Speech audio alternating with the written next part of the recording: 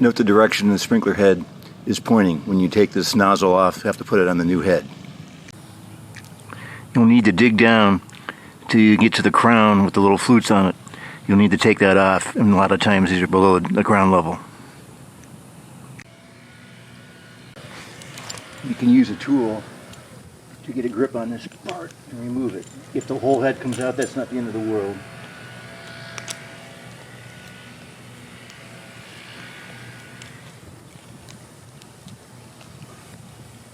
But hopefully you're just removing the top part of the sprinkler head.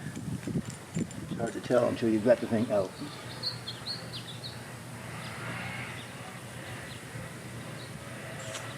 Right, in this case we removed the whole thing, so we'll fix it still. Here's the orbit replacement you can get at Ace Hardware, and you can see how scratched up the moving part is on the original RainBird.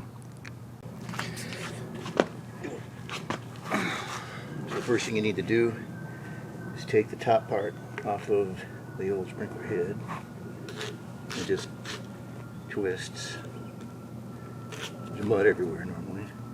So you can see this is a plastic sleeve that the RainBird has, and it gets full of dirt and it gets all scratched up and it stops moving.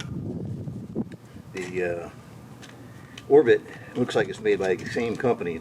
There's only like a very small difference, but there's a nice plastic sleeve in here to do the movement.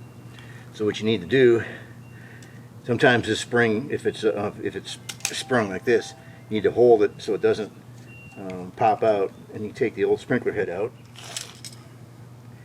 and then you do the same thing to this, because this comes with a 15-foot that unless you want to water your neighbor's yard, isn't going to be good for you. You can probably use the new filter.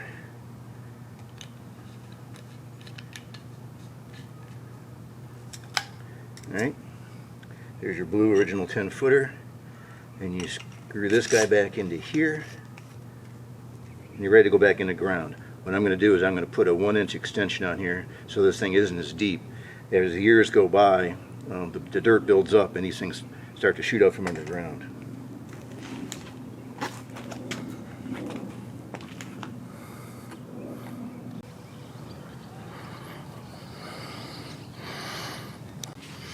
Okay, so I've added a 1-inch extension to this. I'm going to try to find the threads from the male thread in the hole. I think I did. Yep.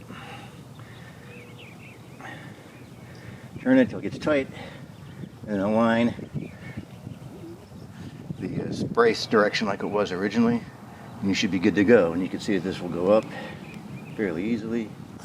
It'll pop down easily. If you turn on the sprinklers and no water comes out, you might have to take this piece off and run it for a second, because if there's any mud that fell into the hole, it's going to clog the valve. And you can put grass around in here, good to go. But I recommend raising these up about 1 inch every time you do this.